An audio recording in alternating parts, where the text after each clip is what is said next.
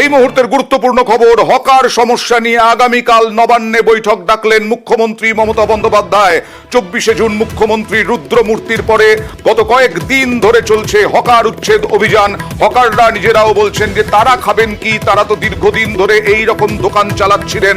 কথা বলবো প্রতিনিধি সোমরাজের সঙ্গে। সোমরাজ, দেখো, যেটা নবান্ন সূত্রে খবর, আগামীকাল মুখ্যমন্ত্রী মমতা বন্দ্যোপাধ্যায় দুপুর 12টা নাগাদ বৈঠক থেকে নবান্ন সভাঘরে এই বৈঠকটা করবেন বলে সূত্র মারফত খবর। এবং এই বৈঠকে সিনিয়র পুলিশ অফিসিয়ালরা থাকবেন।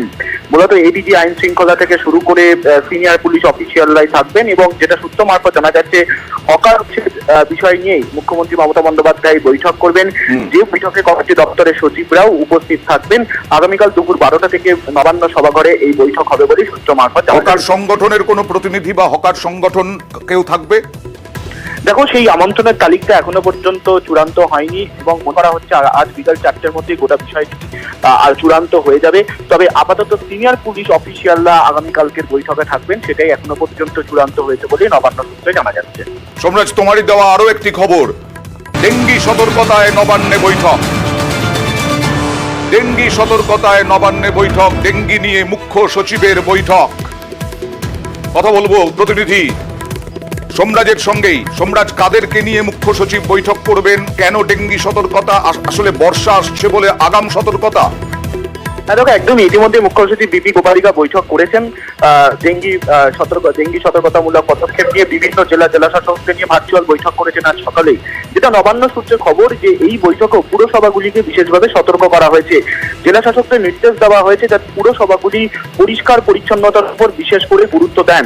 তার কারণ গতবারের থেকে শিক্ষা নিয়ে উত্তর 24 পরগনা, হাওড়া, হুগলি, কলকাতা সহ কয়েকটি জেলায় আগেরবার যে জায়গাগুলিতে ডেঙ্গি সংক্রমণ ঊর্ধ্বমুখী ছিল, সেই জেলাগুলিতে যাতে বিশেষভাবে নজর দেওয়া হয়। পাশাপাশি এখনো পর্যন্ত যে স্বাস্থ্য দপ্তর সূত্রে জানা যাচ্ছে, মালদার কালিয়াচক, ইংরেজবাজার পুরসভার কয়েকটি এলাকা, উত্তরবঙ্গের চা বাগানের কয়েকটি এলাকায় ডেঙ্গি সংক্রমণ রয়েছে।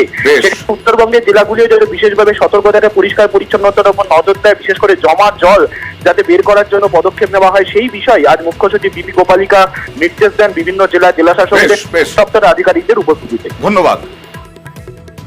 আমরা খবর করি প্রশাসনের নজরে আনার জন্য পুকুর চুরি আমরা প্রায় দেখাই। এবার পানিহাটিতে আমাদের খবরের জেরে, নিউজ 18 বাংলার খবরের জেরে পুকুর চুরি রুখলো পুরসভা। পুকুর চুরি রোখা হচ্ছে। কত বড় পুকুর ছিল, কোন এলাকায়, কথা বলবো। সরাসরি চলে যাব প্রতিনিধি সুবীরের কাছে। সুবীর, এখনো পর্যন্ত যা দেখা যাচ্ছে তাতে এই এলাকায় কতটা এলাকা জুড়ে এই পুকুর ছিল, কারা পুকুর চুরি করছিল, পুরসভার পদক্ষেপ কি?